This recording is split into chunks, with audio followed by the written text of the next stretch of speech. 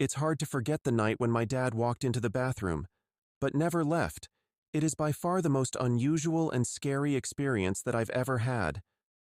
This happened a few years ago, but even today, it still sends chills down my spine. My mom and I were sitting in her bedroom, just relaxing, watching TV together.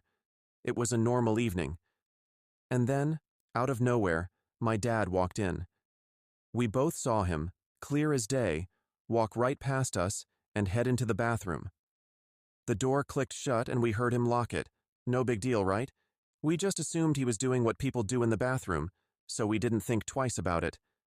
But as the minutes turned into hours, something felt off. 2 hours had passed, and the house was eerily silent.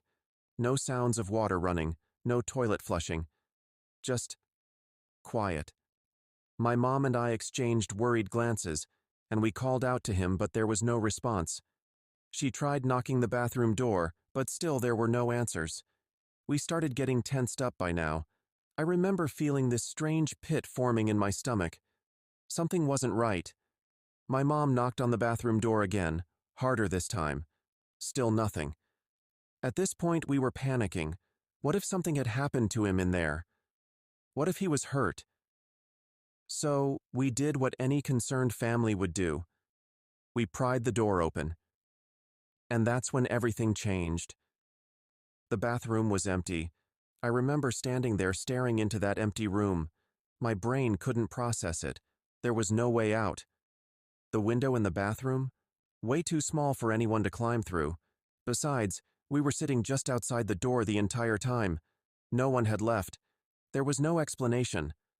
I felt this cold, creeping sensation take over me as we stood there, completely stunned. We both saw him walk in. We heard him lock the door. But now, nothing.